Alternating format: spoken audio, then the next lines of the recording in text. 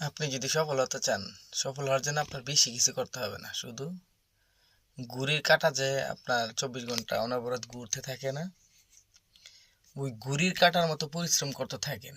যতদিন পর্যন্ত ঘড়ির ব্যাটারি শেষ না হয়, ততদিন পর্যন্ত ঘড়ি ঘুরতে থাকে।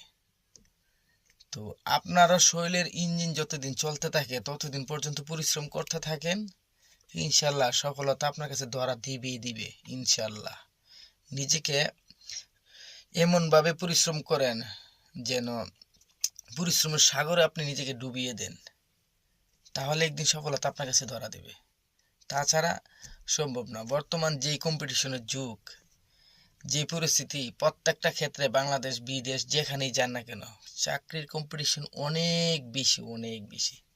সো নিজেকে এমনভাবে প্রিপেয়ার করেন, এমনভাবে তৈরি করেন যেন ঘুড়ির কাঁটার মতো সবসময় পরিশ্রম করতে থাকেন। ইনশাল্লাহ আপনার কাছে সফলতা ধরা দেবে একদিন না একদিন, ইনশাল্লাহ।